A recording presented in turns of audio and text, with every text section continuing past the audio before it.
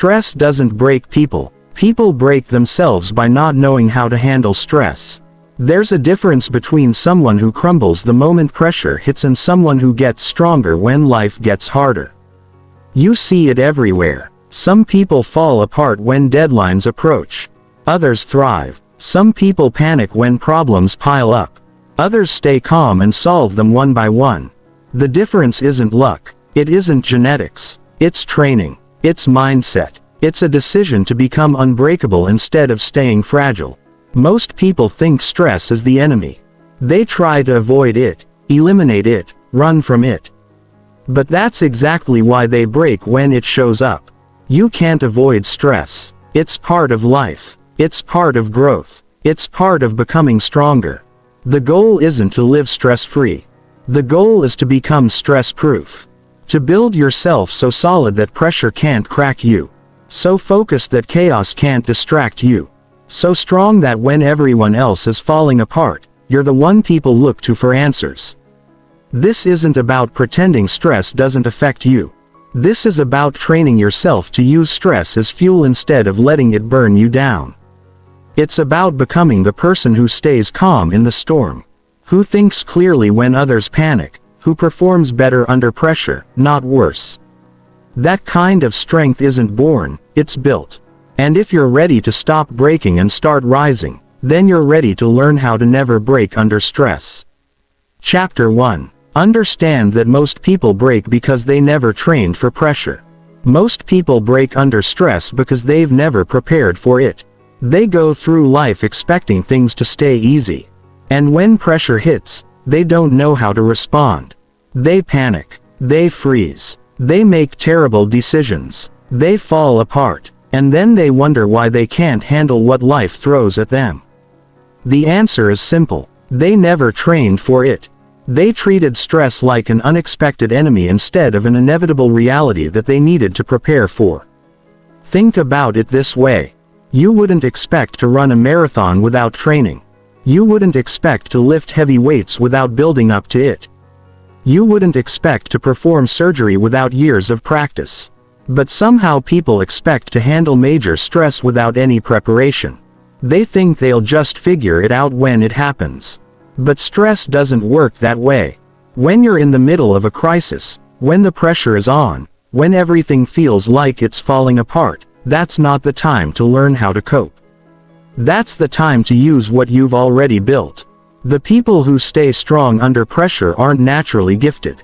They're prepared. They've spent time in advance building their mental toughness. They've practiced staying calm when things get chaotic. They've trained their minds to think clearly when emotions want to take over. They've developed systems and responses that work even when they're stressed. That's why they don't break. Not because they're special, but because they've done the work ahead of time.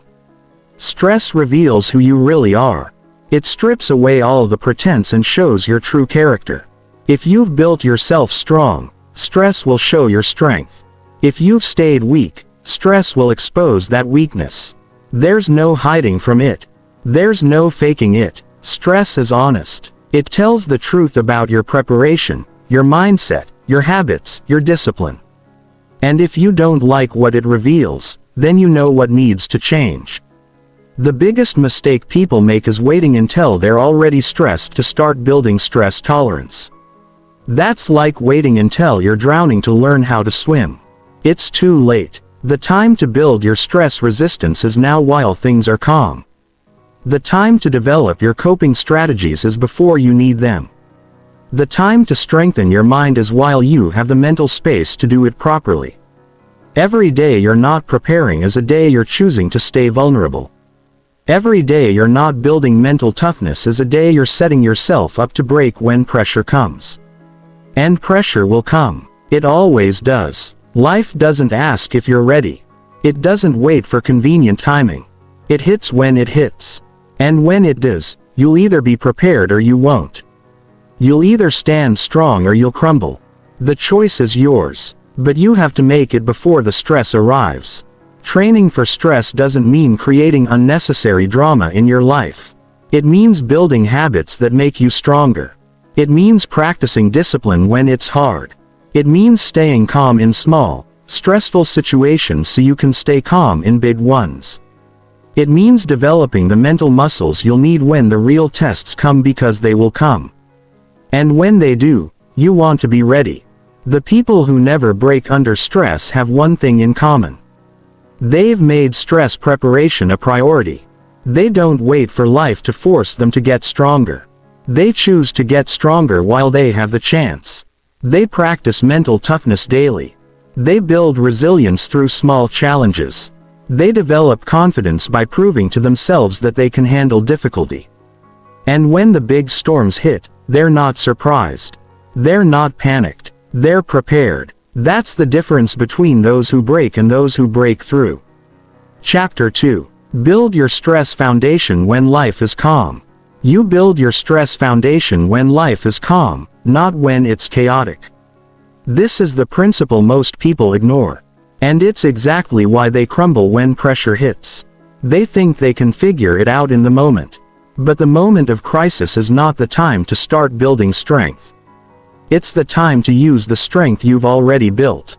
If you haven't built it, you don't have it. And if you don't have it, you'll break. Building your stress foundation means creating habits, mindsets, and systems that serve you when everything feels like it's falling apart. It means developing routines that keep you grounded. It means practicing responses that become automatic. It means strengthening your mental and physical capacity to handle pressure before the pressure arrives. Because when you're in the middle of a stressful situation, you don't rise to the occasion. You fall to your level of preparation. Your stress foundation starts with your daily habits. How you start your morning sets the tone for how you'll handle challenges. If you start chaotic, rushed, and scattered, that's how you'll respond to stress. But if you start controlled, focused, and intentional, that's the energy you'll carry into difficult situations. Your morning routine isn't just about productivity. It's about building the mental discipline that will serve you when life gets hard. Physical fitness is a massive part of your stress foundation. When your body is strong, your mind is strong. When your body is weak, everything feels harder. Stress hits different when you're out of shape. Your energy crashes faster. Your mood drops quicker. Your thinking gets cloudy sooner. But when you're physically strong, you have reserves. You have endurance. You can think clearly even when your body is under strain. Physical fitness isn't vanity. It's preparation for the battles you can't see coming. Mental discipline is just as important as physical strength. And you build mental discipline through small daily challenges. You build it by doing things you don't feel like doing. You build it by keeping your word to yourself even when it's inconvenient. You build it by staying calm in minor stressful situations. You build it by practicing focus when there are distractions. Every time you choose discipline over comfort, you're adding to your stress foundation. Your environment is part of your foundation, too. If your space is chaotic, your mind will be chaotic. If your life is disorganized, your thinking will be disorganized. And when stress hits disorganized thinking, the result is panic. Clean your space. Organize your life. Create systems that work. Build routines that support you. Because when pressure comes, you want everything else in your life to be solid so you can focus all your energy on handling the challenge. Your relationships are either adding to your stress foundation or weakening it. Surround yourself with people who stay calm under pressure. Distance yourself from people who panic at every minor problem. The energy around you affects your energy. If you're constantly around stressed, dramatic, chaotic people, that becomes your normal. But if you're around calm, focused, solution-oriented people, that becomes your standard. Choose your circle based on who you want to become, not who you've always been. Your mindset is the most important part of your foundation. And you build the right mindset by feeding your mind the right information. Stop consuming content that makes you anxious. Stop following news that keeps you in a state of worry. Stop engaging with people who drain your mental energy. Instead, feed your mind content that makes you stronger. Read books that build resilience. Listen to voices that inspire discipline. Consume information that helps you grow. not information that keeps you stressed. Sleep is non-negotiable for your stress foundation. When you're sleep deprived, everything feels harder than it island. Your emotional regulation suffers. Your decision-making gets worse. Your patience runs thin. But when you're well rested, you can handle more. You think clearer. You respond better. You have the mental and physical energy to deal with challenges without falling apart. Protect your sleep like it's part of your success strategy, because it island financial stability is part of your stress foundation, too. Money problems create stress that bleeds into every other area of life. When you're worried about bills, it's harder to focus on anything else. When you're living paycheck to paycheck, every unexpected expense becomes a crisis. Build an emergency fund. Live below your means. Create multiple income streams. Financial stress is one of the biggest sources of breaking points, and it's also one of the most controllable.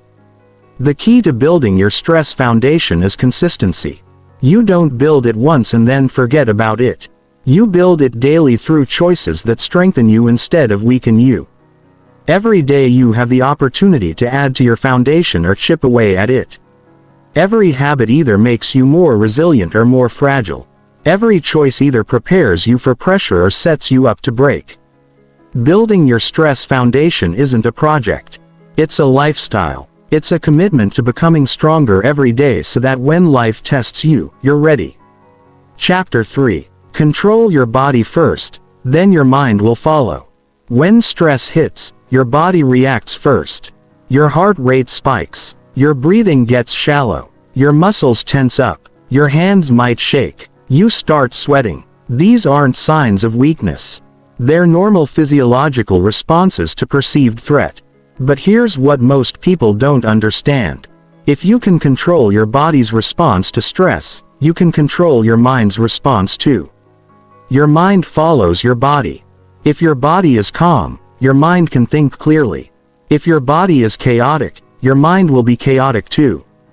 The first thing stress attacks is your breathing. When people get stressed, they either hold their breath or start breathing fast and shallow. Both responses send signals to your brain that you're in danger, which makes the stress response even stronger. It becomes a cycle that feeds on itself. But you can break that cycle by taking control of your breathing. Deep, slow, controlled breathing sends a signal to your nervous system that you're safe. It activates your parasympathetic nervous system, which is responsible for calm, clear thinking. Learn to breathe properly before you need to practice breathing exercises when you're calm, so they become automatic when you're stressed. 4 counts in, hold for 4 counts, 6 counts out. Do this pattern whenever you feel stress building. Do it when you're stuck in traffic.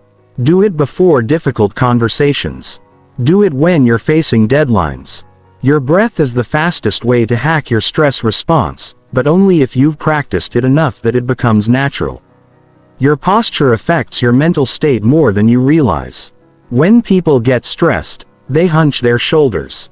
They lean forward. They make themselves smaller. This posture sends signals to your brain that you're under threat, which increases anxiety and makes clear thinking harder. But when you stand tall, pull your shoulders back, and take up space, you send signals to your brain that you're in control. Your physiology affects your psychology. Change your posture. Change your mental state. Movement is one of the fastest ways to reset your stress response. When you're feeling overwhelmed, your body is flooded with stress hormones like cortisol and adrenaline. These hormones are designed to prepare your body for physical action. But in modern stress situations, we rarely get to use that physical energy. It just builds up and makes us feel worse. Exercise burns off those stress hormones and releases endorphins that make you feel better. Even a 5-minute walk can reset your mental state. Your facial expression affects how you feel more than you think. When you're stressed, you frown. You clench your jaw. You furrow your brow. These expressions actually increase feelings of stress and anxiety. But when you consciously relax your face, when you soften your jaw and smooth your forehead, you send signals to your brain that everything is okay. It sounds simple, but it works. Your face is connected to your nervous system. Change your expression. Change your internal state. Temperature can be used to control stress response. Cold exposure, like taking a cold shower or splashing cold water on your face, activates your sympathetic nervous system in a controlled way. It teaches your body to stay calm under stress. It builds tolerance for discomfort. It trains your nervous system to handle shock without panicking. Heat, like a warm bath or sauna, activates your parasympathetic nervous system and promotes relaxation. Use temperature as a tool to train your stress response. Your hands tell the story of your stress level. When people are calm, their hands are relaxed. When they're stressed, they clench their fists, fidget or shake. But you can use your hands to communicate calm to your nervous system. Keep your hands open and relaxed. Let your arms hang naturally at your sides. Avoid crossing your arms or clenching your fists. These small changes in hand position can have a big impact on your overall stress level. Sleep affects your body's ability to handle stress more than almost anything else. When you're sleep deprived, your stress response is hypersensitive. Everything feels bigger and harder than it actually islanded. Your emotional regulation is compromised. Your physical resilience is reduced. But when you're well rested, your body can handle more stress without breaking down. Your recovery time is faster. Your thinking stays clear even under pressure. Prioritize sleep not just for rest, but for stress resilience. Nutrition plays a huge role in how your body responds to stress. When you eat junk food, your blood sugar spikes and crashes, which creates internal stress that makes external stress feel worse. But when you eat clean, whole foods, your blood sugar stays stable, which keeps your stress response more manageable. Caffeine can increase anxiety if you're already stressed. Alcohol might seem relaxing, but it actually disrupts your sleep and makes stress recovery harder. What you put in your body affects how well it handles pressure. The key to controlling your body under stress is preparation. You can't learn these techniques in the moment when you're already overwhelmed. You have to practice them when you're calm, so they become automatic when you're not. Your body is your first line of defense against stress. If you can keep your body calm, your mind has a much better chance of staying clear. But if your body is out of control, your mind will follow. Train your body to handle stress and your mind will be much stronger, too. Chapter 4. Master the pause between trigger and response. Between every trigger and every response, there's a space, a pause, a moment where you get to choose how you'll react. Most people don't even know this space exists because they react so fast. Something stressful happens and they immediately respond with emotion. They panic. They get angry. They shut down. They lash out. But in that split second between what happens to you and how you respond, that's where your power lives. That's where you can choose strength over weakness, calm over chaos, solutions over problems. The pause is where self-control lives. It's the difference between reacting and responding. Reacting is automatic, emotional, often destructive. Responding is intentional, thoughtful, usually constructive. When you master the pause, you stop being a victim of your circumstances and start being the author of your responses. You stop letting stress control you and start controlling your relationship with stress. But mastering the pause takes practice. It takes awareness. It takes a commitment to slowing down when everything in you wants to speed up. Most people's stress responses are completely automatic. They've been conditioned by years of reacting the same way to pressure. When deadlines approach, they panic. When problems arise, they get overwhelmed. When people criticize them, they get defensive. These responses feel natural because they've been repeated so many times. But just because something feels natural doesn't mean it's helpful. These automatic responses usually make stress worse, not better. They create more problems instead of solving them. The first step to mastering the pause is becoming aware that you have a choice. Most people don't realize they're choosing their stress response. They think stress just happens to them. They think their emotions are automatic and uncontrollable. But the truth is, You're always choosing your response, even when you're not conscious of it. The goal is to make those choices conscious and intentional instead of unconscious and automatic. Awareness comes from paying attention to your internal signals. When stress starts to build, your body gives you signals before your emotions take over. Your breathing changes, your heart rate increases, your muscles tense, your thoughts start racing. These are early warning signs that stress is building. If you can catch these signals early, you can intervene before your automatic stress response takes over. But if you ignore these signals, the stress response will hijack your thinking and decision-making. The pause doesn't have to be long. Even a few seconds can make a huge difference. Long enough to take a deep breath. Long enough to remind yourself that you have a choice. Long enough to ask yourself what response would serve you best in this situation. The goal isn't to eliminate stress. The goal is to choose your response to stress instead of letting stress choose your response for you. Different situations require different types of pauses. In some situations, you might need a physical pause. Step away from the situation for a moment. Go for a walk. Go to the bathroom. Give yourself physical space to think. In other situations, you might need a mental pause. Count to 10. Take 3 deep breaths. Remind yourself of your values and priorities. The type of pause doesn't matter as much as creating the space to choose your response. The pause is especially important in conversations. When someone says something that triggers you, that's when most people respond immediately with emotion. They get defensive. They attack back. They shut down. But if you can pause before responding, you can choose words that solve problems instead of creating them. You can respond from wisdom instead of emotion. You can de-escalate instead of escalate. The pause in conversation is often the difference between connection and conflict. Questions are powerful tools for extending the pause. When stress hits, instead of immediately reacting, ask yourself questions. What's really happening here? What can I control? What response would serve me best? What would the best version of myself do in this situation? Questions force your brain to think instead of just react. They activate the logical part of your brain instead of just the emotional part. The pause gets easier with practice. Start with small stresses. When you're stuck in traffic, instead of immediately getting frustrated, pause and choose your response. When someone cuts in front of you in line, instead of immediately getting annoyed, pause and decide how you want to handle it. When you get criticism, instead of immediately getting defensive, pause and consider if there's truth in it that could help you grow.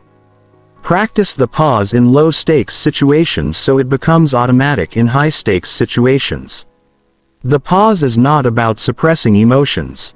It's about choosing which emotions serve you and which ones don't. It's about responding from your values instead of your impulses. It's about acting from your goals instead of your fears. When you master the pause, you stop being reactive and start being responsive. You stop being controlled by stress and start controlling your relationship with stress. That's when you become truly unbreakable. Chapter 5. Reframe stress as fuel instead of poison. Stress isn't your enemy. Your relationship with stress is the problem. Most people see stress as something bad, something to avoid, something that weakens them. But that mindset makes stress worse. When you see stress as poison, your body responds accordingly. Your performance drops. Your thinking gets cloudy. Your energy gets drained. But when you see stress as fuel, everything changes. Your body responds differently. Your performance can actually improve. Your thinking can get sharper. Your energy can increase. The difference between stress that destroys you and stress that strengthens you isn't the amount of stress. It's how you interpret that stress. Two people can face the exact same stressful situation and have completely different outcomes based solely on how they frame it in their minds. One person sees the stress as a threat and gets weaker. The other person sees the stress as a challenge and gets stronger. Same stress, different frame, different result. Your body doesn't know the difference between good stress and bad stress. It only knows how you interpret the stress. If you interpret stress as danger, your body prepares for danger. Your muscles tense, your thinking narrows, your energy gets depleted quickly. But if you interpret stress as excitement, your body prepares for performance. Your muscles stay relaxed but ready. Your thinking stays sharp. Your energy gets mobilized for action. The stress response is the same, but the outcome is completely different. Think about athletes. They face enormous stress during competition, but they've trained their minds to see that stress as fuel for peak performance. They use the adrenaline to focus better. They use the pressure to push harder. They use the challenge to bring out their best. The stress doesn't go away, but they've reframed it as something that helps them instead of something that hurts them. You can do the same thing with any stress in your life. The word stress itself is part of the problem. When you call something stressful, you're already framing it negatively. But what if you used different words? What if instead of calling it stress, you called it activation? What if instead of calling it pressure, you called it intensity? What if instead of calling it overwhelming, you called it challenging? The situation doesn't change, but your relationship with it does. And your relationship with stress determines your performance under stress. Stress often means you're doing something that matters. If you never felt stress, it would probably mean you never challenged yourself, never took risks, never pushed beyond your comfort zone. Stress is often a sign that you're growing, that you're taking on meaningful challenges, that you're pushing towards something important. When you reframe stress this way, it stops feeling like punishment and starts feeling like progress. Your stress response was designed to help you, not hurt you. The increased heart rate gives you more energy. The heightened alertness helps you focus. The muscle tension prepares you for action. The problem isn't the stress response itself. The problem is when the stress response gets triggered by situations that don't actually require physical action or when it stays activated for too long. But when you understand what your stress response is trying to do for you, you can work with it instead of against it. Excitement and stress create almost identical physical responses in your body: increased heart rate, faster breathing, heightened alertness, muscle activation. The main difference is how you interpret these sensations. When you're excited, you interpret these sensations as positive energy. When you're stressed, you interpret the same sensations as negative anxiety. But the sensations themselves are neutral. You get to choose what they mean. Difficult situations often reveal strengths you didn't know you had. When everything is easy, you never discover your capacity for resilience, creativity, problem solving, or leadership. Stress forces you to dig deeper, to find resources you didn't know existed, to develop capabilities you never would have developed in comfort. Some of your greatest growth will come from your most stressful periods, but only if you frame them as opportunities instead of obstacles. The goal isn't to eliminate stress from your life. The goal is to build a better relationship with stress.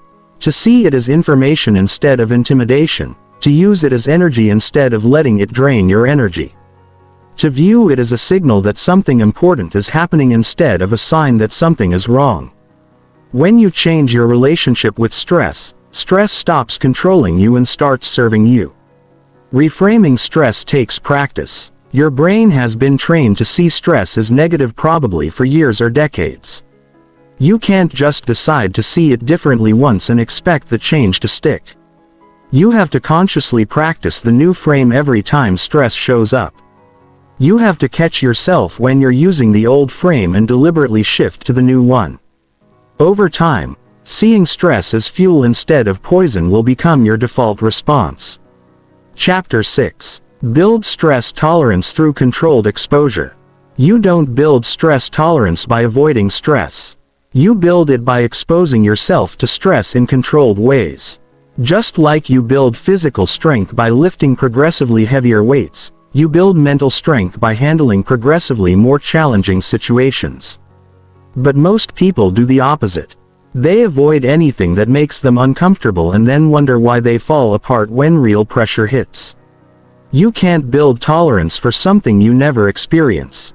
Controlled stress exposure means putting yourself in situations that challenge you but don't overwhelm you. It means gradually increasing the difficulty so your stress tolerance grows stronger over time. It means practicing being uncomfortable so that when life forces discomfort on you, you're ready for it. This isn't about seeking out unnecessary drama or creating problems where none exist. This is about systematically building your capacity to handle pressure. Start with small stresses that you can control.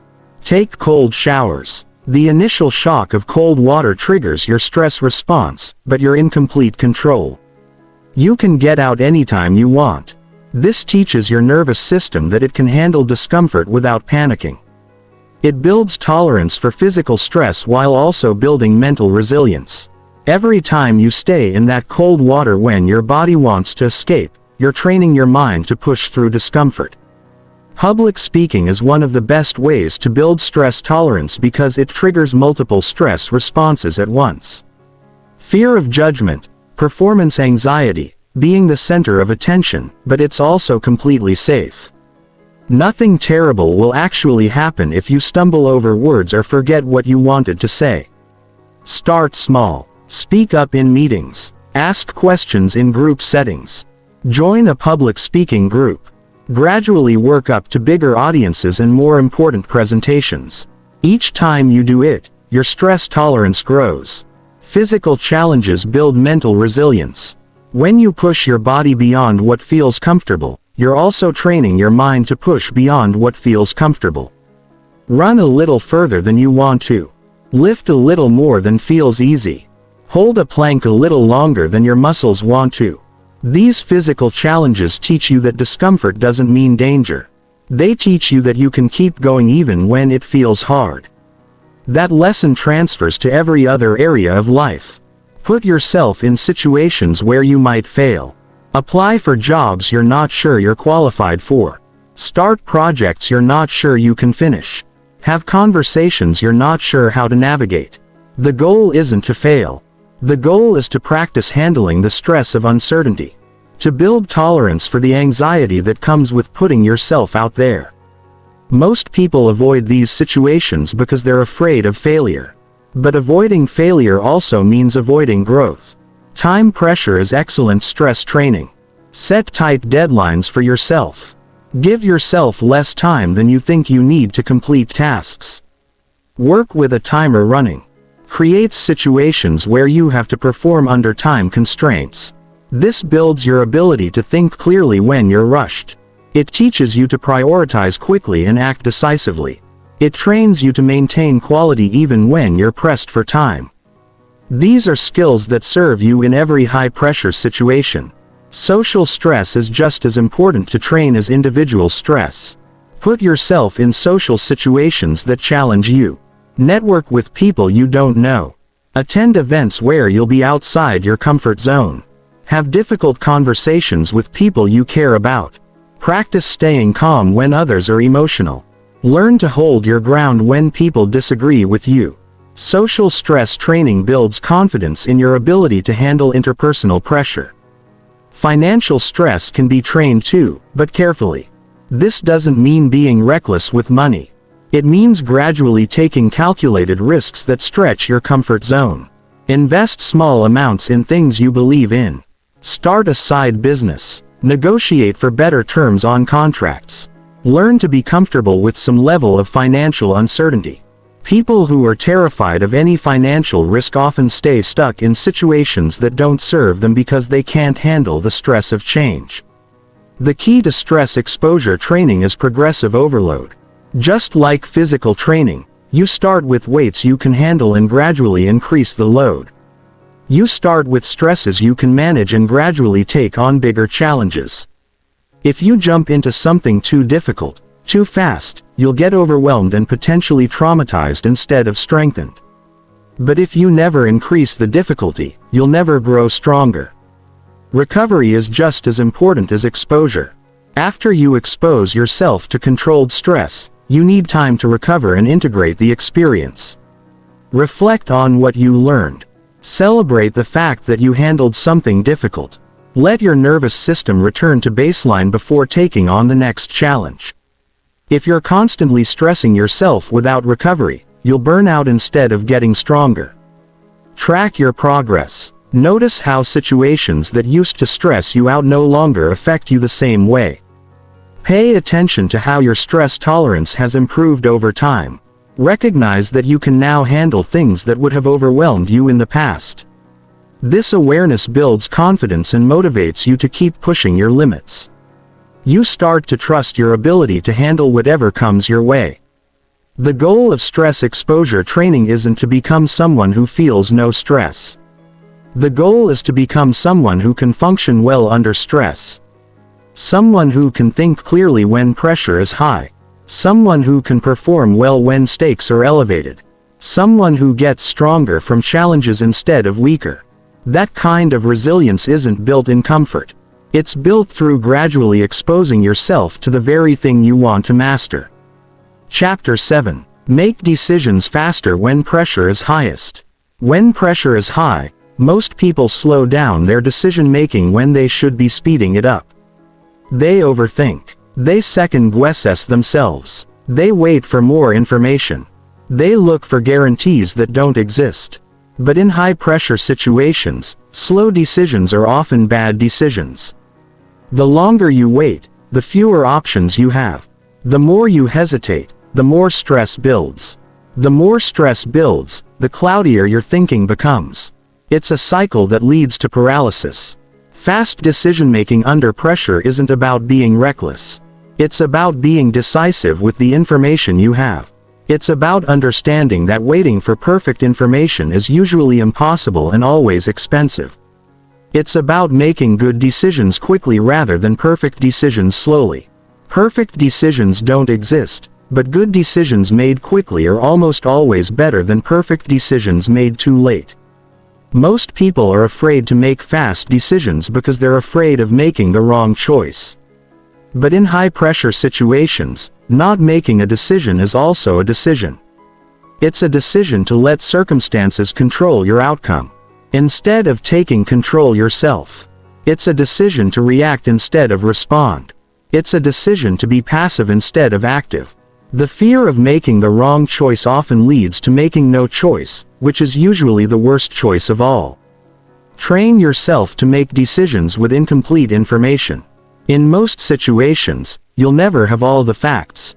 You'll never have perfect clarity. You'll never have guarantees about outcomes. But you can't let that stop you from deciding. Learn to work with probabilities instead of certainties. Make the best decision you can with the information you have. Then commit to that decision fully. You can always adjust later if new information emerges. Set decision deadlines for yourself. When facing a choice, decide how much time you'll spend considering options, then stick to that deadline.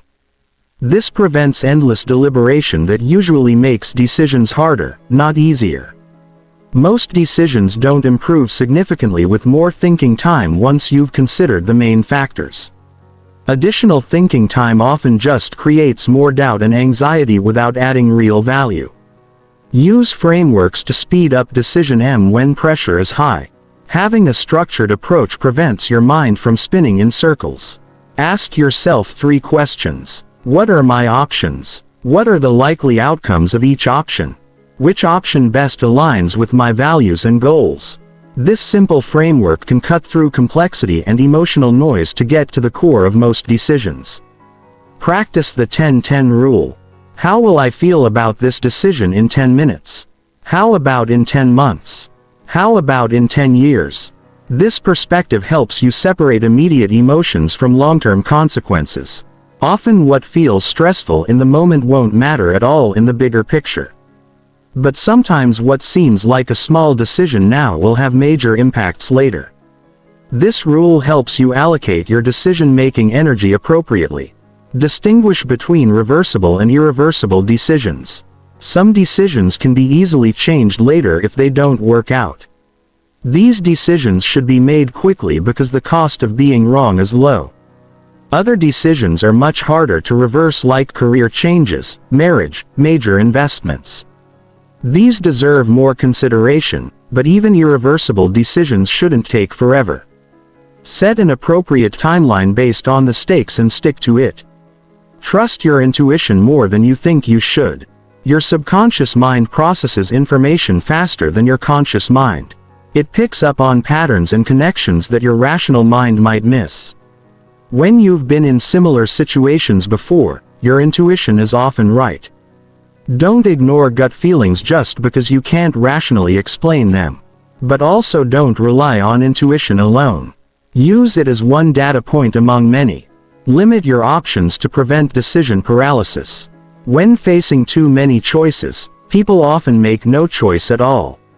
If you're considering multiple options, narrow them down to the top 2 or 3. More options don't always lead to better decisions.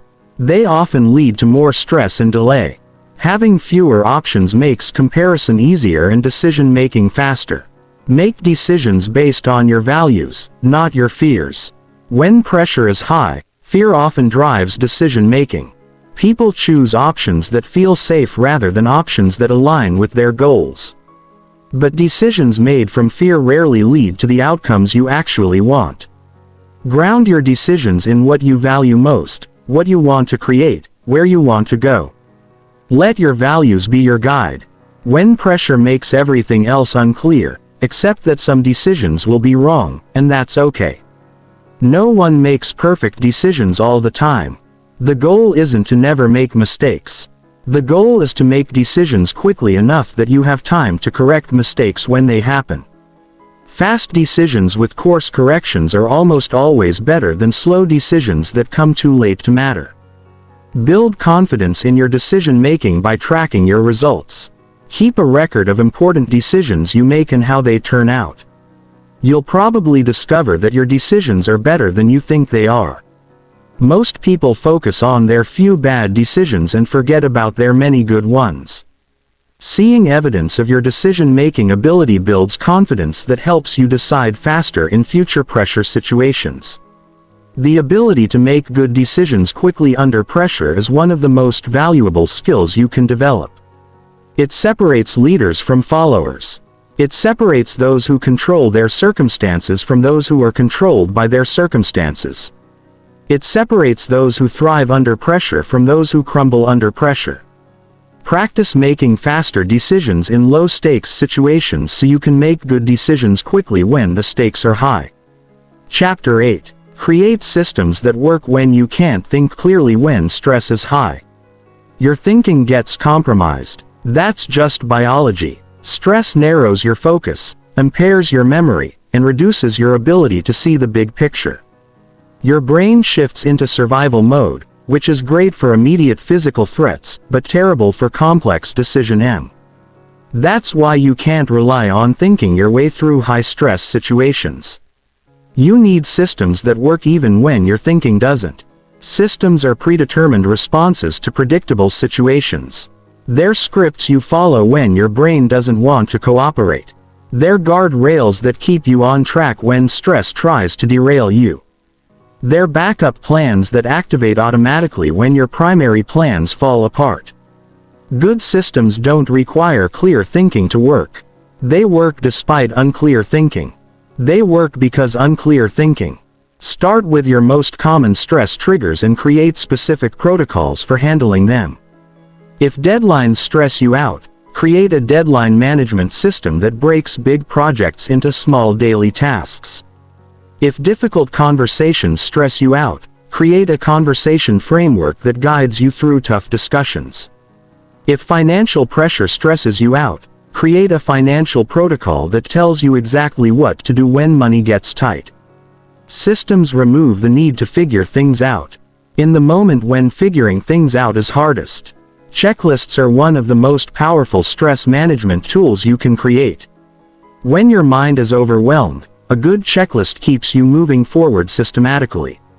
Pilots use checklists because even highly trained professionals make mistakes when they're under pressure. Surgeons use checklists because the stakes are too high to rely on memory alone. You should use checklists for any high-stress situation you face regularly. Create communication protocols for when you're overwhelmed. Decide in advance how you'll communicate with your team, your family, your boss when stress is high. What information do they need? How often will you update them? What requests should they hold off on? Having clear communication protocols prevents stress from spreading to other people and prevents other people's stress from making your situation worse.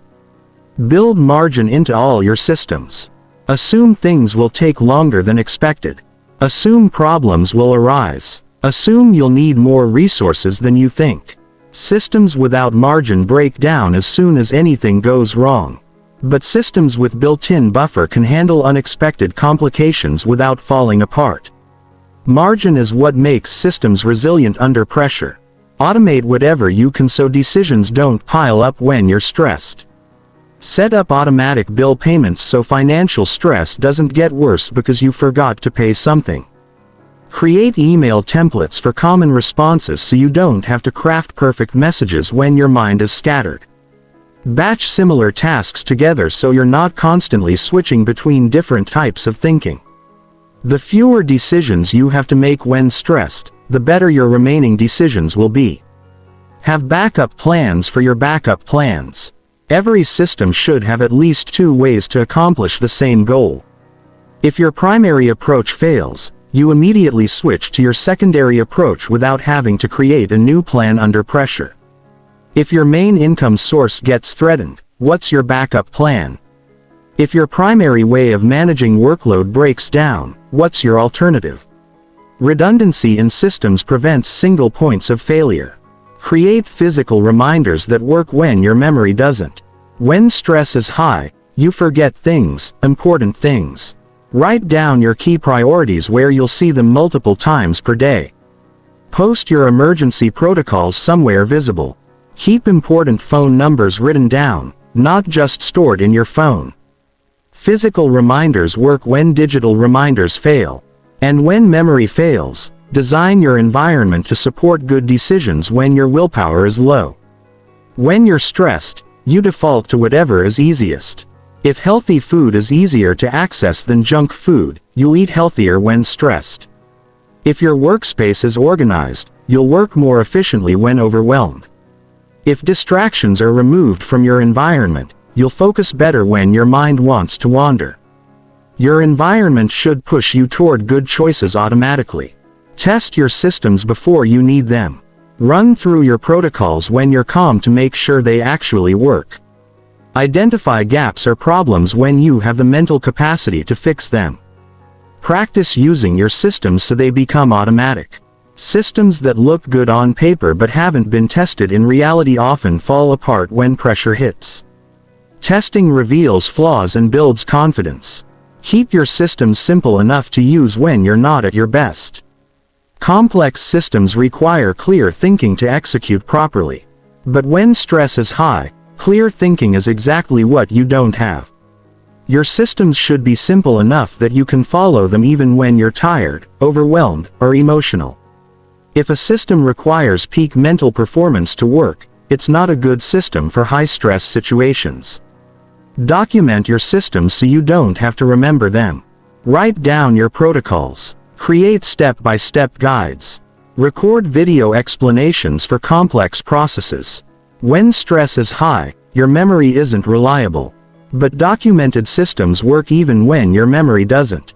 Plus, documented systems can be shared with others who might need to help you when you're overwhelmed. Update your systems based on what you learn from using them. No system is perfect from the start. Every time you use a system under pressure, you learn something about how to improve it. Maybe a step needs to be added. Maybe something needs to be simplified. Maybe the order needs to change. Continuously improving your systems makes them more effective over time. The goal isn't to create systems for every possible situation. The goal is to create systems for the situations you face most often and the situations where the stakes are highest. Good systems turn chaos into order. They turn panic into process. They turn overwhelming situations into manageable steps. When you can't think clearly, good systems think for you. Chapter 9. Use pressure to elevate your performance. Most people see pressure as something that hurts their performance. They think they perform worse when stakes are high, when people are watching, when deadlines are tight. But that's only true if you don't know how to use pressure correctly. Pressure doesn't have to hurt your performance. When you understand how to work with pressure instead of against it, pressure can actually make you perform better than you ever thought possible. Pressure creates focus. When stakes are low, it's easy to get distracted. Your mind wanders. You procrastinate. You don't give your full attention to what you're doing. But when pressure is high, distractions fade away. Your mind locks onto what matters. You stop thinking about irrelevant things and focus completely on the task at hand. This intense focus can lead to breakthrough performance if you channel it correctly. Pressure releases energy. Your stress response floods your system with hormones that increase your energy, sharpen your alertness, and prepare your body for peak performance. This is the same physiological response that allows people to lift cars off trapped victims or run faster than they've ever run before. The energy is there. The question is whether you'll use it to fuel performance or waste it on anxiety. The key to using pressure for performance is preparation. When you're well prepared, pressure feels like fuel. When you're unprepared, pressure feels like weight. If you've done the work in advance, if you've practiced the skills, if you've built the foundation, then pressure just amplifies what you've already built. But if you haven't prepared, pressure exposes every gap in your readiness. Embrace the physical sensations of pressure instead of fighting them. Your heart racing isn't a sign that something's wrong. It's a sign that your body is preparing for peak performance. Your breathing quickening isn't anxiety. It's your body getting more oxygen to your brain and muscles. Your heightened alertness isn't nervousness. It's your mind getting ready to focus intensely. When you reinterpret these sensations as preparation for performance instead of signs of danger, they help you instead of hurting you. Set higher standards when pressure is high, not lower. Most people lower their expectations when stakes are elevated. They tell themselves they just need to get through it. They aim for good enough instead of excellence. But pressure situations are often the most important situations. They're the ones that matter most. That's exactly when you should raise your standards, not lower them. Use the pressure as motivation to perform at your absolute best. Pressure reveals capabilities you didn't know you had. In comfortable situations, you never have to reach deep. You never have to find out what you're truly capable of. But pressure forces you to dig deeper, to try harder, to find resources you didn't know existed. Some of your best work will come from your highest pressure situations. Some of your greatest achievements will happen when the stakes were highest. Use visualization to prepare for pressure situations. Mental rehearsal helps you perform better when the real pressure hits. Visualize yourself performing well under pressure. See yourself staying calm when stakes are high. Imagine yourself thriving when others are struggling. This mental practice builds confidence and creates familiarity with pressure situations before you're actually in them. Develop pre-performance routines that help you channel pressure into focus. Athletes have warm-up routines that prepare them for competition.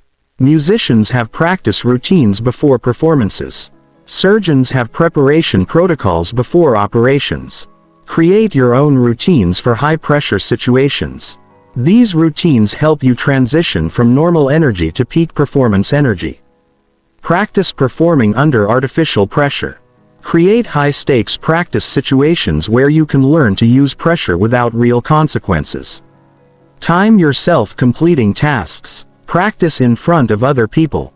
Compete against others. Create artificial deadlines. The more you practice performing under pressure, the more comfortable you become with channeling that pressure into better performance. Focus on process instead of outcome when pressure is high. When you focus on results while under pressure, you create additional stress that hurts performance. But when you focus on doing the right things in the right order, you channel pressure into execution. Trust that good process leads to good outcomes. Especially under pressure. Your job isn't to control results. Your job is to execute at the highest level you're capable of. Use pressure situations as opportunities to build confidence. Every time you perform well under pressure, you prove to yourself that you can handle high-stakes situations. This builds a track record of success that makes future pressure situations feel less threatening. You start to see pressure as an opportunity to showcase your abilities rather than a threat to your success.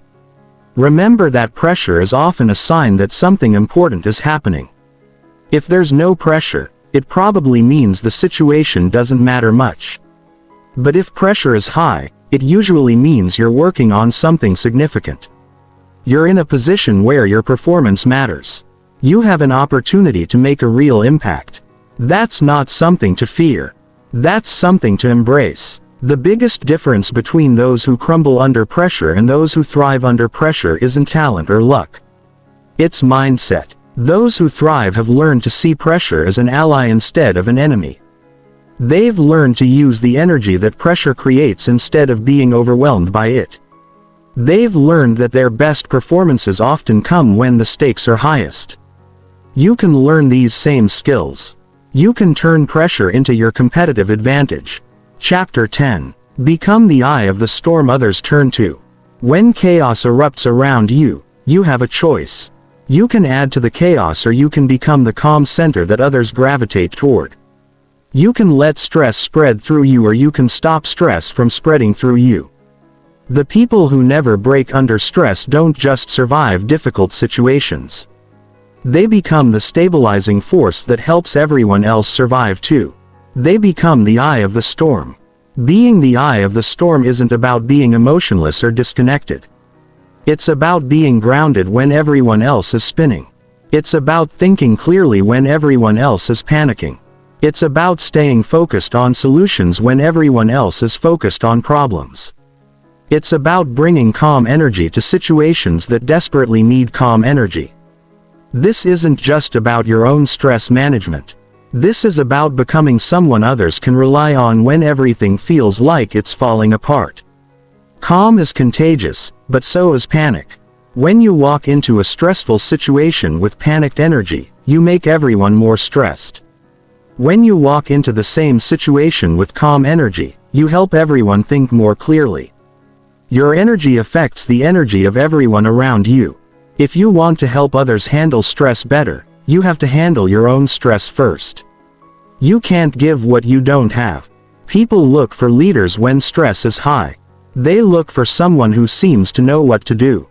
Someone who isn't falling apart. Someone who can provide direction when everything feels uncertain. This is your opportunity to step up. Not because you have all the answers, but because you can stay calm enough to help find answers. Leadership under pressure isn't about being perfect. It's about being stable when stability is needed most. Start by controlling your physical presence.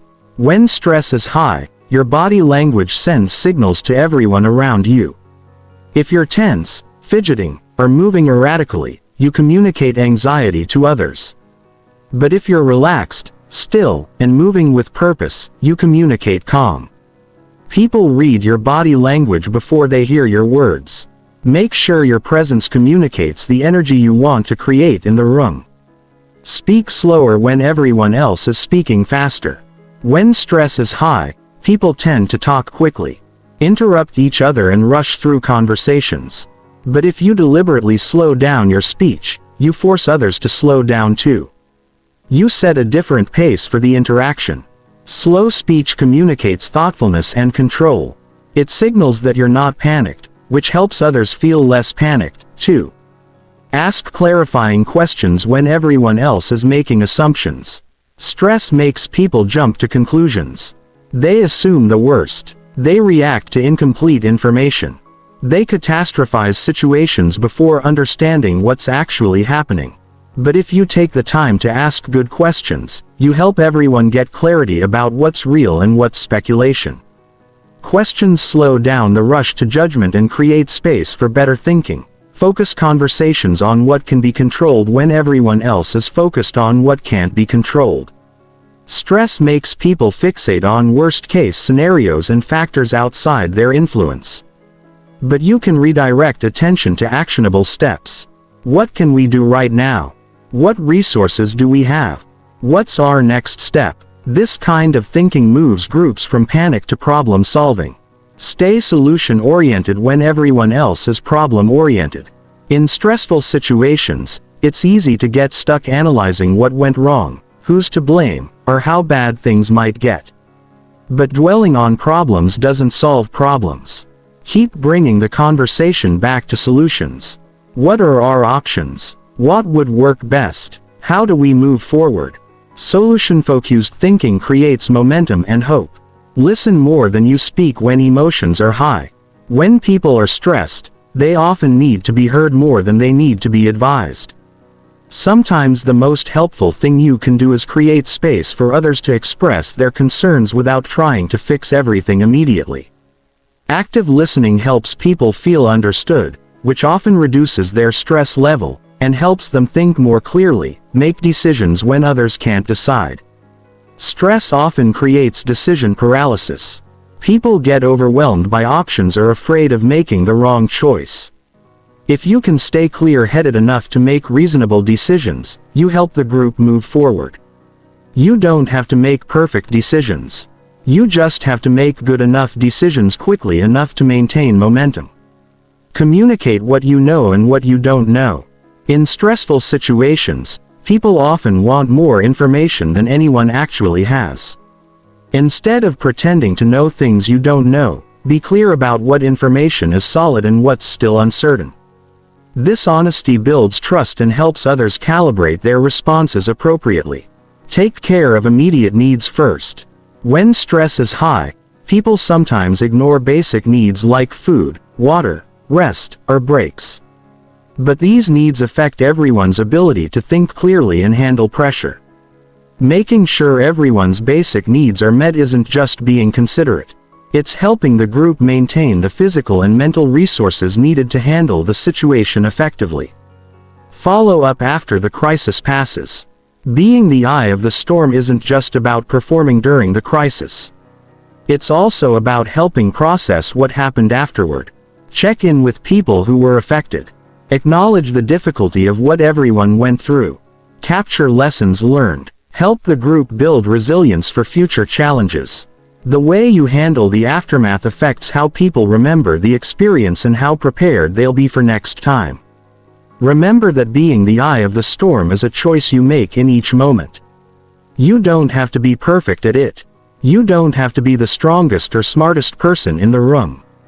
You just have to be the person who chooses calm over chaos, solutions over problems, action over paralysis. That choice made consistently when pressure is high, makes you someone others can count on when counting on someone matters most. Chapter 11. Recover faster after high-stress periods. Most people think handling stress is just about surviving the stressful period itself. But that's only half the battle. The other half is recovering properly afterward.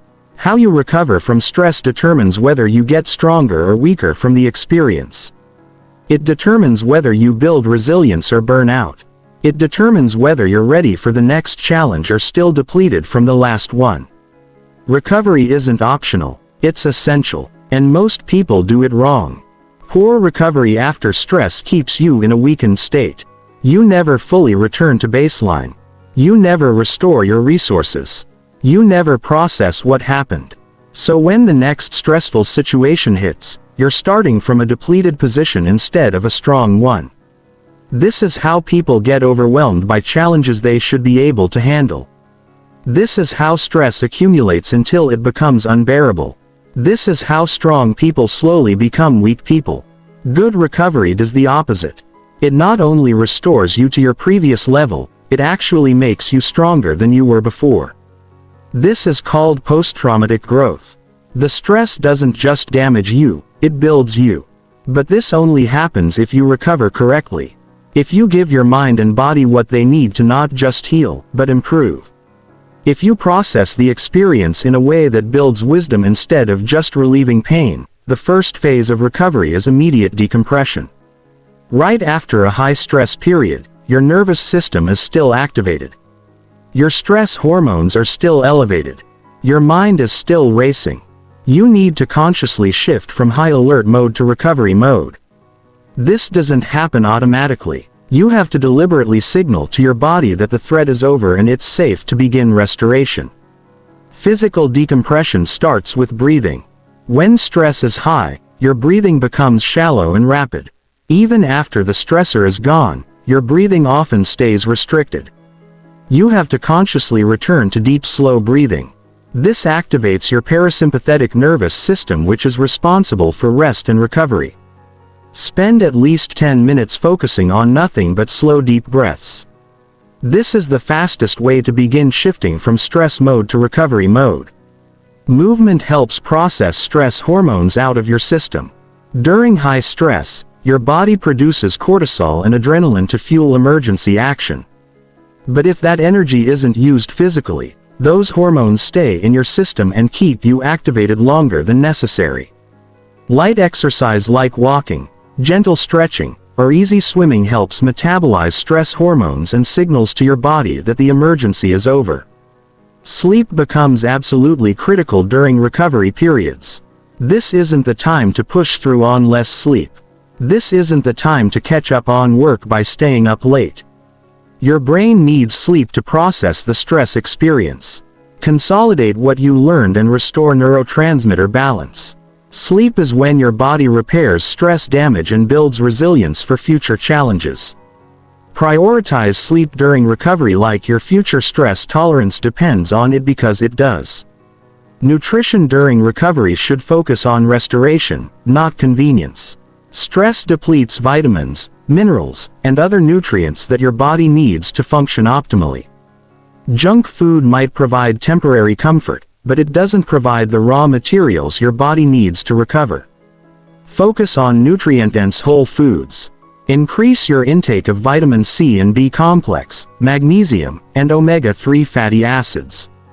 These nutrients support stress recovery and help rebuild your stress resistance. Hydration is often overlooked during recovery, but it's crucial.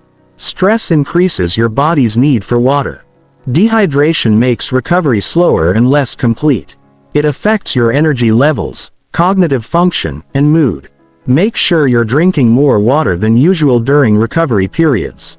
Add electrolytes if the stress period involved heavy sweating or if you feel particularly drained. Mental decompression is just as important as physical decompression. Your mind needs time to process what happened during the stressful period. If you immediately jump back into normal activities without processing the experience, you miss the opportunity to learn and grow from it. You also risk carrying unresolved stress into your next challenges.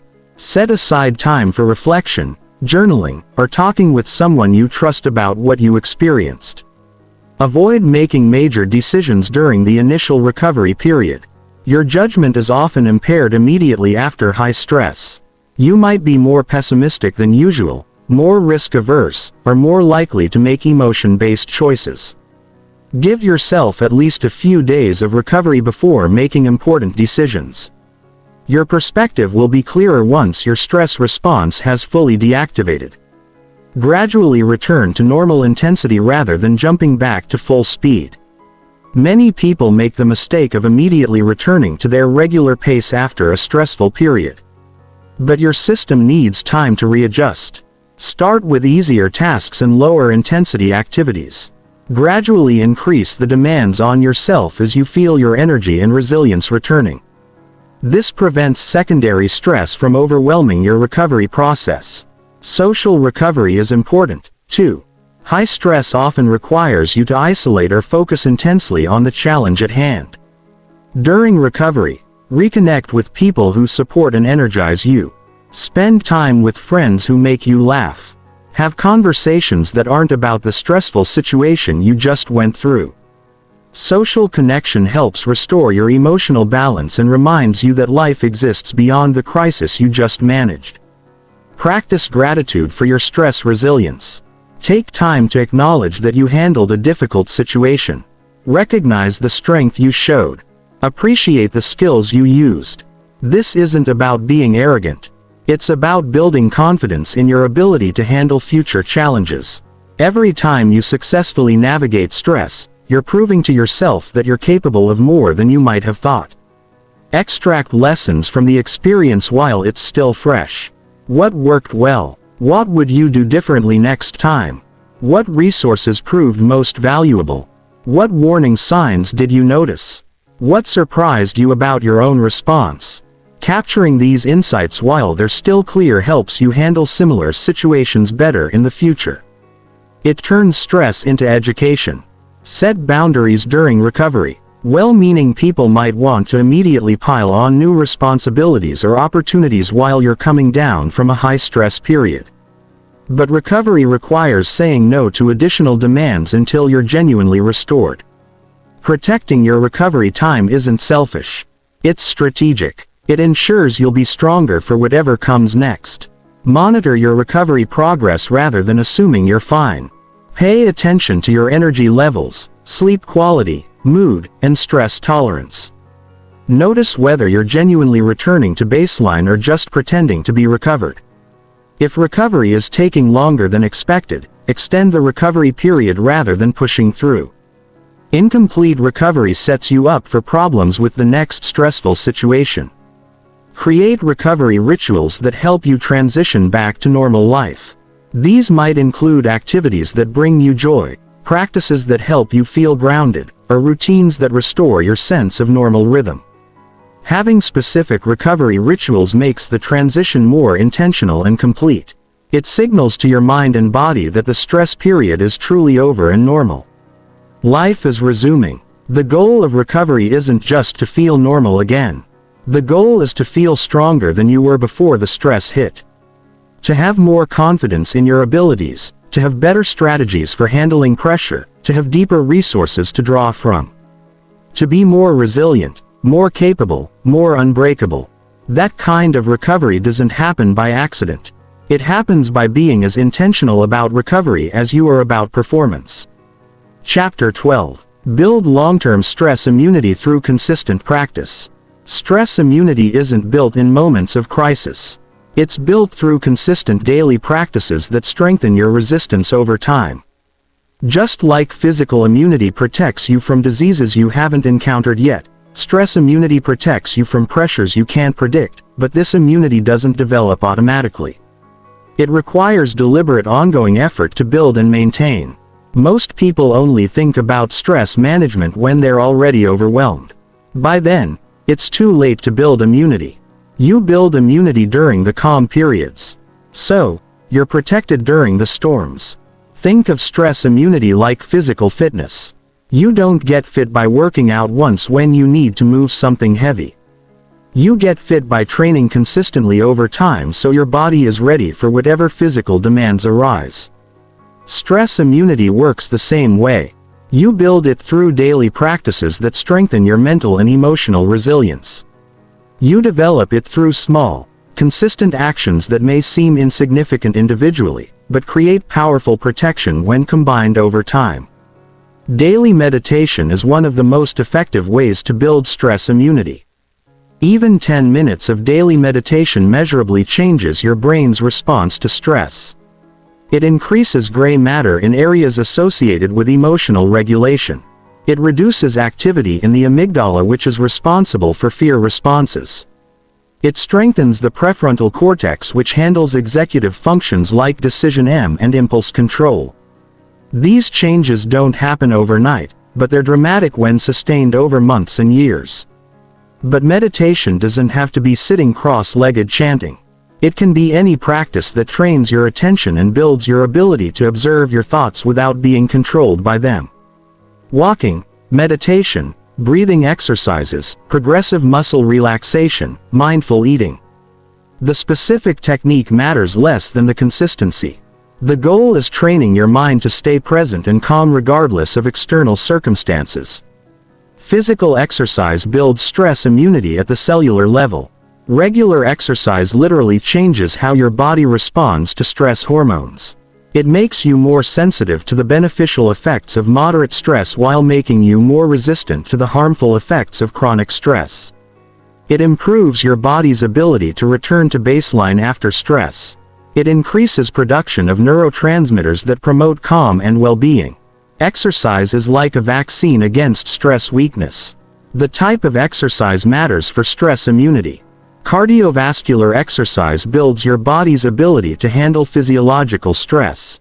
Strength training builds confidence and physical resilience. Yoga combines physical and mental training. High-intensity interval training teaches your body to recover quickly from stress. The best program includes multiple types of exercise, but consistency is more important than variety. Better to do moderate exercise every day than intense exercise occasionally. Sleep consistency is crucial for long-term stress immunity. Going to bed and waking up at the same time every day regulates your circadian rhythm, which affects everything from hormone production to immune function. Poor sleep makes you more reactive to stress and less able to recover from it. Good sleep makes you more resilient and better able to handle whatever the day brings. Sleep isn't just rest, it's actively building your capacity to handle pressure. Nutritional consistency matters, too. What you eat regularly affects your baseline stress resistance. Processed foods and sugar create internal stress that makes external stress feel worse. Whole foods and stable blood sugar create internal stability that makes you more resilient to external pressures. You don't have to eat perfectly, but your default eating pattern should support stress resistance, not undermine it. Cognitive practices build mental stress immunity. Regularly challenging negative thought patterns makes you less susceptible to stress-induced thinking errors. Practicing gratitude builds resilience against pessimistic thinking during difficult times. Studying philosophy or reading about people who overcame adversity builds perspective that helps you put your own stresses in context. Mental training is just as important as physical training for stress immunity. Social connections are a major factor in stress immunity. People with strong social support systems handle stress better and recover faster. But these relationships need to be cultivated before you need them. You can't wait until you're in crisis to build a support network. Invest in relationships during good times so they're available during hard times. Be the kind of friend to others that you'd want them to be to you during stress. Regular exposure to manageable stress builds immunity to overwhelming stress. This is hormesis, the principle that small doses of stress make you more resistant to larger doses. Cold showers, challenging workouts, public speaking, difficult conversations, new experiences, learning hard skills. These controlled stresses train your system to handle uncontrolled stresses. They build confidence that you can handle discomfort without breaking. Spiritual or philosophical practices build meaning-based stress immunity. When you have a clear sense of purpose and meaning, stress feels different. It's still challenging, but it doesn't feel pointless. It doesn't feel overwhelming because it's connected to something larger than immediate comfort. Whether through religion, philosophy, or personal mission, having something you care about more than your own comfort builds remarkable stress resistance. Environmental design supports stress immunity. Your daily environment either builds stress resistance or undermines it. Cluttered, chaotic spaces create low-level stress that depletes your reserves.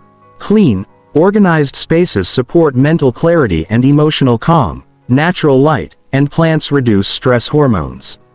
Noise pollution increases stress sensitivity. Design your environment to support the person you want to become under pressure. Regular learning builds cognitive stress immunity. When you're regularly challenging your brain with new information and skills, you stay mentally flexible. This flexibility helps you adapt to unexpected stresses. It helps you see solutions that might not be obvious. It prevents you from getting stuck in rigid thinking patterns when pressure rises. Learning isn't just for career advancement. It's for stress resilience. Creating and maintaining routines builds predictability that buffers against stress. When parts of your life are stable and automatic, you have more mental energy available for handling unexpected challenges. Morning routines, evening routines, weekly routines, monthly routines. These create structure that supports you when other areas of life become unpredictable. Regular reflection and planning build proactive stress immunity. Weekly or monthly reviews help you identify stress patterns before they become overwhelming. They help you spot early warning signs. They help you adjust your strategies based on what's working and what isn't. They help you stay ahead of stress instead of always reacting to it after it builds up. Financial practices build economic stress immunity. Regular saving creates a buffer against financial emergencies. Living below your means reduces money-related stress. Having multiple income streams reduces economic vulnerability. Financial stress is one of the most common sources of overwhelming pressure. And it's also one of the most preventable through consistent practice. The key to building stress immunity is treating it like any other fitness goal. You start where you are, not where you think you should be. You build gradually rather than trying to do everything at once. You stay consistent even when progress feels slow. You adjust your approach based on what works for your life and personality. You view it as a long-term investment in your future self rather than a quick fix for current problems. Stress immunity isn't about becoming someone who never feels stress. It's about becoming someone who can feel stress without being controlled by it. Someone who can think clearly under pressure. Someone who can act effectively when stakes are high. Someone who can recover quickly after difficult periods. Someone who gets stronger from challenges instead of weaker. That kind of resilience isn't built overnight, but it can be built by anyone willing to do the consistent work. Chapter 13. Teach others to handle pressure without breaking. Teaching others to handle pressure isn't just about helping them. It's about strengthening your own stress mastery. When you can help someone else stay calm under pressure, it proves you've truly internalized these skills yourself. When you can guide others through stressful situations, you develop deeper confidence in your own abilities. When you can be a source of strength for others, you become more unbreakable yourself. Teaching stress resilience is both a service to others and a way to deepen your own mastery. But teaching stress management isn't about giving advice when people are already overwhelmed. By then, they're not in a state to learn effectively. People learn stress skills best when they're calm, not when they're panicking. Your job as a teacher is to plant seeds during peaceful times that will grow into strength during turbulent times.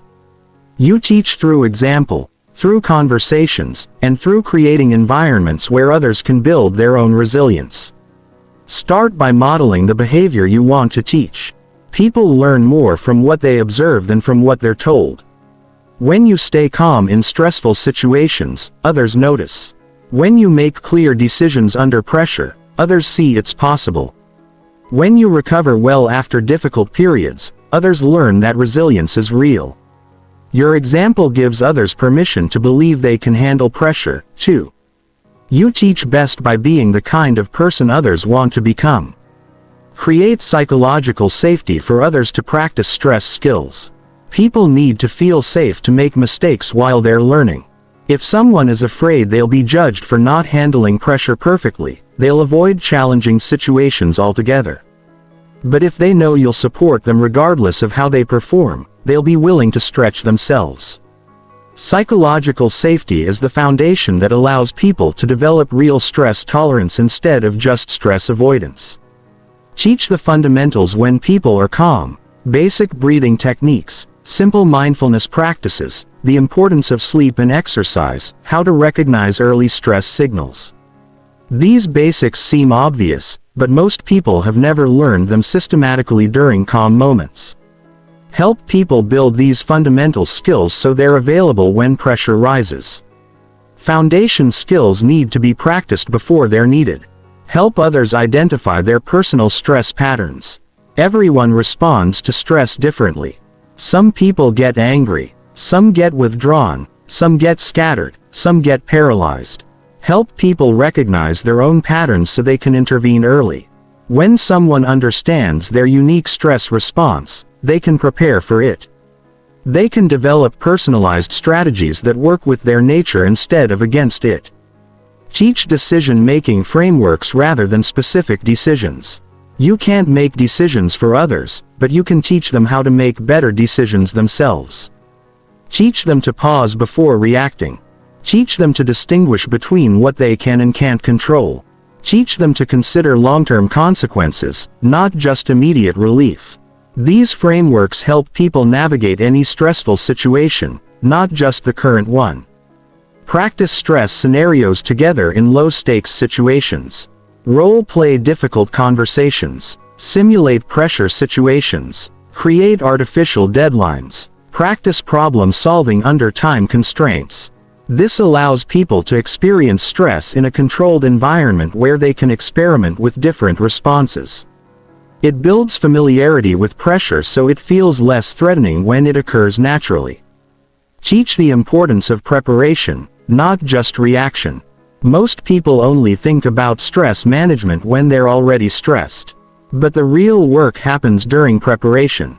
Help others understand that stress resilience is built through daily habits, not crisis responses. Teach them to prepare their minds and bodies for pressure before pressure arrives. Prevention is always more effective than treatment. Help others reframe their relationship with stress. Many people see stress as purely negative, something to be avoided at all costs. But this mindset makes them more vulnerable when stress is unavoidable. Teach them to see stress as information, as energy, as an opportunity to grow stronger. Help them understand that some stress is beneficial and that avoiding all stress actually makes them weaker, not stronger. Teach people to recognize the difference between acute stress and chronic stress. Acute stress can be beneficial and energizing. It's the stress of a challenging workout or an important presentation. Chronic stress is harmful and depleting. It's the stress of ongoing relationship problems or financial insecurity. Help people understand this distinction so they can embrace beneficial stress while addressing harmful stress. Create accountability systems that support stress resilience. Help people track their stress management practices. Check in regularly about how they're handling pressure.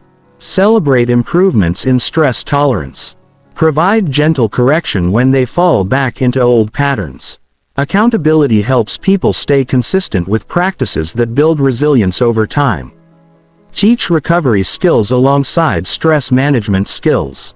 Many people push through stress without ever properly recovering. This leads to accumulating stress that eventually becomes overwhelming. Teach people how to decompress after pressure periods. How to process difficult experiences. How to restore their energy and resilience. Recovery skills are just as important as performance skills. Help others build their stress support network. No one should face major stress alone. Help people identify who they can turn to for different types of support. Who can they talk to when they need to process emotions? Who can help with practical problems?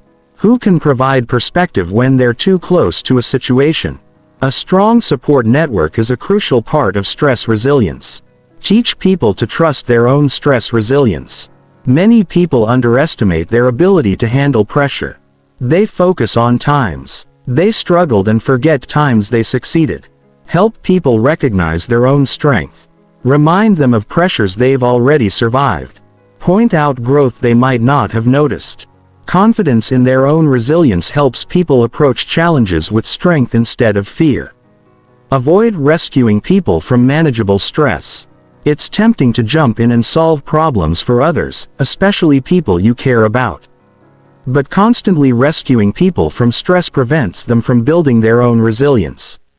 Sometimes the most helpful thing you can do is provide support while allowing someone to work through their own challenges. This builds their confidence and capability for future situations. Know when to recommend professional help.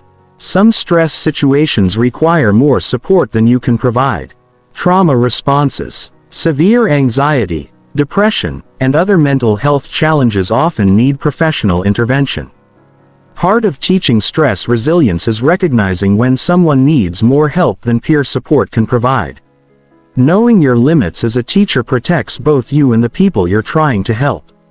The ultimate goal of teaching stress resilience isn't to create people who depend on you for stress management. It's to create people who have internalized these skills so deeply that they can handle pressure independently. It's to develop people who can then teach others. This creates a ripple effect where stress resilience spreads through families, teams, and communities. Everyone benefits when more people know how to handle pressure without breaking. Teaching others to handle stress also strengthens your own resilience by giving your stress skills meaning beyond your own benefit. When your stress management serves a larger purpose, when it helps you support others, it becomes more than just personal development. It becomes a way of contributing to a world where more people can thrive under pressure instead of just surviving it. Chapter 14. Turn stress into your competitive advantage. Most people see stress as something that holds them back. They think stress makes them perform worse, think less clearly, and achieve less than they would without pressure. But this is only true if you don't know how to use stress correctly. When you understand how to harness stress, it becomes one of your greatest competitive advantages. It becomes the thing that separates you from people who crumble under pressure. It becomes the secret weapon that allows you to thrive in situations where others just survive. Stress is distributed unevenly. Not everyone faces the same amount of pressure. Some people have demanding careers. Some have complex family situations. Some have financial challenges. Some have health issues. Some have multiple stresses at once. If you're facing significant stress, it means you're in situations that matter. It means you're taking on challenges that could lead to meaningful results. It means you're living at a level of intensity that develops strength most people never build. The people who achieve the most are usually the people who can handle the most pressure. High achievement requires handling uncertainty, criticism, failure, setbacks, and enormous responsibility. These are all stressful experiences. If you can't handle stress, you can't achieve at high levels. But if you can not only handle stress but actually perform better under pressure, you have access to opportunities and achievements that stress-avoidant people will never reach. Stress creates focus that comfort cannot. When stakes are low, it's easy to be distracted. Your mind wanders. You procrastinate. You don't give your full attention to what you're doing. But when stress is high, when pressure is on, when things really matter, your mind naturally focuses. Distractions fade away. Irrelevant concerns disappear. You become laser-focused on what needs to be done. This intense focus can lead to breakthrough performance that wouldn't be possible without pressure. Stress reveals capabilities you didn't know you had. In comfortable situations, you never have to reach deep. You never discover what you're truly capable of. You operate well within your limits and never find out where those limits actually are. But stress forces you to go beyond what feels comfortable. It forces you to find resources you didn't know existed. It pushes you to perform at levels you never thought possible. Some of your greatest achievements will happen when you're under the most pressure. Stress accelerates learning and adaptation. When things are easy, there's no urgency to improve. You can afford to learn slowly and make mistakes without consequences. But when stress is high, you learn faster. You adapt quicker. You find solutions more rapidly. Pressure creates necessity and necessity creates innovation. The skills you develop under stress often become some of your most valuable capabilities. Stress builds resilience that serves you everywhere. Every time you successfully navigate a stressful situation, you prove to yourself that you can handle difficulty. You build confidence in your ability to cope with challenges.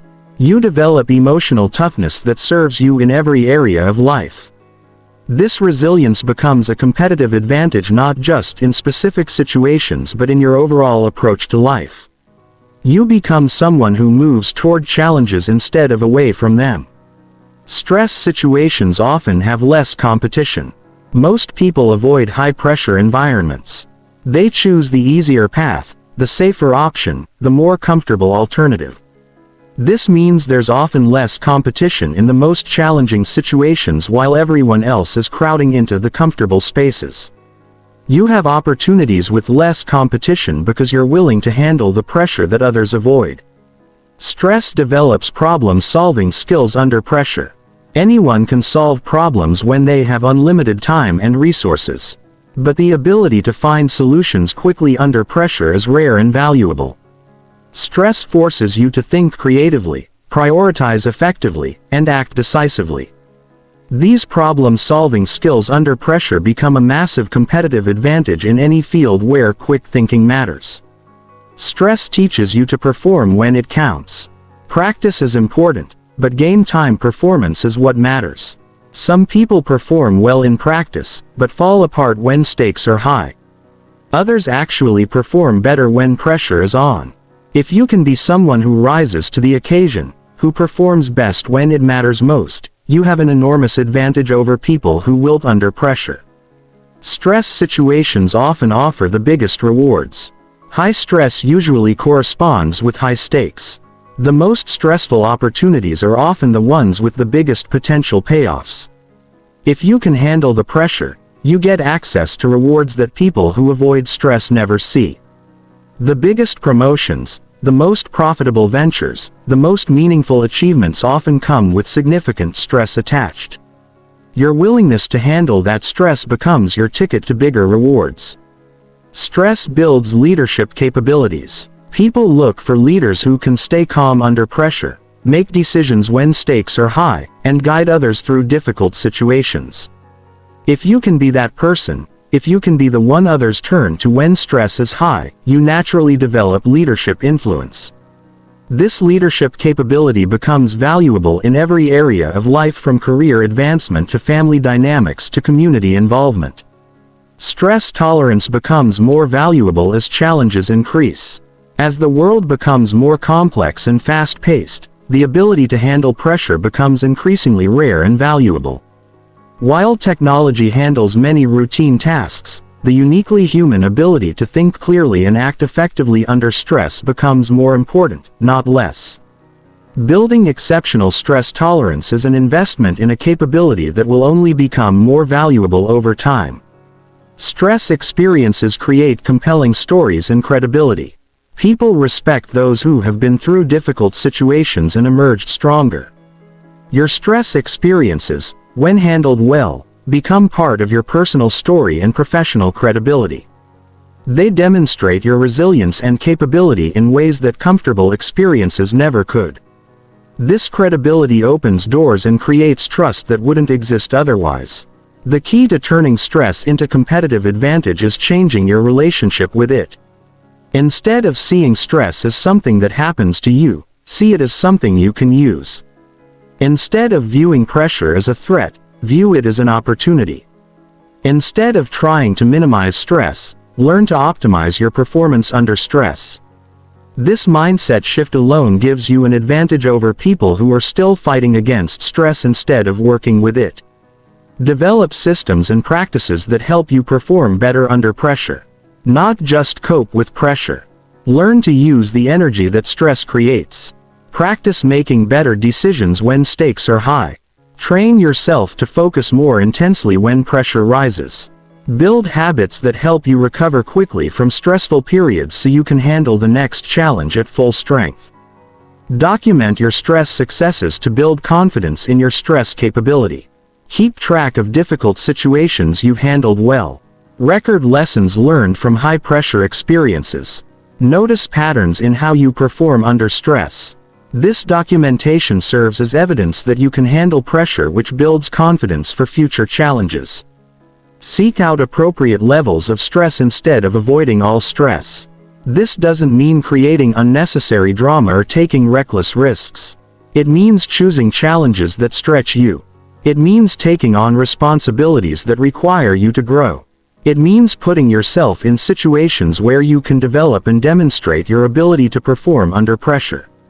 The goal isn't to live in constant stress. The goal is to become someone who can handle stress so well that it becomes an advantage instead of a disadvantage. Someone who can use pressure to focus better, perform better, and achieve more than would be possible without pressure. Someone who sees stress as fuel for excellence instead of an obstacle to success. When you reach that level, stress stops being something that limits you and starts being something that elevates you above. Everyone who hasn't learned to use pressure as a tool for peak performance. Chapter 15. Live unbreakable in an unpredictable world. The world is becoming more unpredictable, not less. Technology changes faster. Markets shift quicker. Careers evolve rapidly. Relationships are more complex. Global events affect local lives instantly. The old model of finding stability through external circumstances doesn't work anymore. You can't control what happens around you, but you can control who you become in response to what happens around you. You can become unbreakable. Living unbreakable doesn't mean nothing affects you. It means you don't break when life hits hard. It means you bend without snapping. It means you adapt without losing your core. It means you can handle whatever comes without losing yourself in the process. It means you become someone who thrives in uncertainty rather than just surviving it. It means you turn unpredictability into opportunity instead of letting it become overwhelming anxiety. Unbreakable people understand that change is the only constant. They don't waste energy trying to make the world more predictable. They don't base their peace on external stability. Instead, they build internal stability that can handle external chaos. They develop skills, mindsets, and capabilities that work regardless of circumstances. They become the steady point in their own spinning world. The foundation of living unbreakable is accepting that you can't control most of what happens to you, but you can control your response to everything that happens to you. This isn't a motivational slogan. This is a practical reality. External events will always be largely outside your influence. Weather happens. Economies fluctuate. People make decisions that affect you. Technology disrupts industries. Pandemics occur. Wars start. These things are not under your control. Your response to these things is completely under your control. Unbreakable people develop antifragile capabilities. Antifragile means you don't just survive stress, you get stronger from it. You don't just recover from setbacks, you improve because of them. You don't just adapt to change, you use change to grow. This is different from resilience, which helps you bounce back. Anti-fragility helps you bounce forward to a better place than where you started. Building antifragility requires exposing yourself to controlled stress and challenges regularly. Small failures that teach you lessons. Uncomfortable situations that build confidence. Physical challenges that develop mental toughness. Social situations that stretch your communication skills. Financial investments that teach you about risk. Learning challenges that expand your capabilities. These controlled exposures build strength that serves you when uncontrolled challenges arise. Unbreakable people cultivate multiple sources of strength. They don't depend on just one thing for their stability. They don't put all their identity in their career. They don't base all their happiness on one relationship. They don't tie all their security to one income source. They diversify their sources of meaning, connection, and security, so that if one area struggles, others can provide support. This diversity creates resilience that single-source dependencies cannot. Mental flexibility is crucial for living unbreakable. Rigid thinking breaks under pressure. Inflexible beliefs shatter when reality doesn't match expectations. Fixed mindsets crumble when change is required. But flexible thinking bends without breaking. It adapts to new information. It finds creative solutions to unexpected problems. It sees opportunities where rigid thinking sees only threats. Mental flexibility is built through regularly challenging your assumptions and exposing yourself to different perspectives. Unbreakable people master the art of rapid adaptation. When circumstances change, they change with them quickly rather than fighting against the new reality. They don't waste time lamenting what used to be or wishing things were different. They assess the new situation, identify what's possible now, and move forward with new strategies. This rapid adaptation prevents them from getting stuck in outdated approaches that no longer work. Physical health becomes even more important in an unpredictable world. When external circumstances are chaotic, your body becomes your most reliable source of stability. Physical fitness gives you energy to handle challenges. Good nutrition supports mental clarity under stress. Quality sleep helps you recover from difficult periods. Regular exercise builds both physical and mental resilience. Your body is the platform that everything else runs on. Keep it strong. Financial anti-fragility means building systems that benefit from volatility rather than being destroyed by it. This includes having emergency funds that provide stability during uncertainty. Multiple income streams that reduce dependency on any single source. Skills that remain valuable across different economic conditions. Investments that can benefit from market volatility. Living below your means to create flexibility. Financial anti-fragility isn't about having enough money to avoid all problems. It's about having enough flexibility to adapt to any financial situation. Emotional regulation becomes a survival skill in unpredictable times when external circumstances are constantly changing. Your emotional state can't depend on external stability. You need internal practices that help you maintain emotional balance regardless of what's happening around you. Meditation, journaling, therapy, spiritual practices, creative outlets, physical exercise, whatever helps you process emotions and maintain perspective. Emotional regulation isn't about suppressing feelings. It's about experiencing emotions without being controlled by them. Unbreakable people build strong networks before they need them. Relationships are your insurance policy against unpredictability. When your industry changes, your network can help you find new opportunities. When you face personal challenges, your relationships provide support. When you need to learn new skills, your network connects you with teachers, but these relationships must be built and maintained during good times. Not just activated during hard times. Continuous learning becomes essential for remaining unbreakable. In a rapidly changing world, your current skills and knowledge have an expiration date. What made you successful yesterday might not work tomorrow. Unbreakable people are always learning, always growing, always developing new capabilities. They stay relevant by staying curious.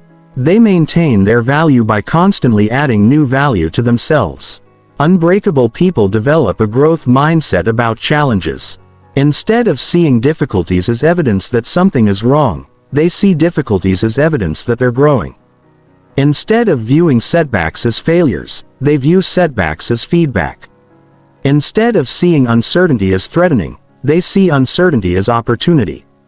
This mindset shift changes your entire relationship with unpredictability.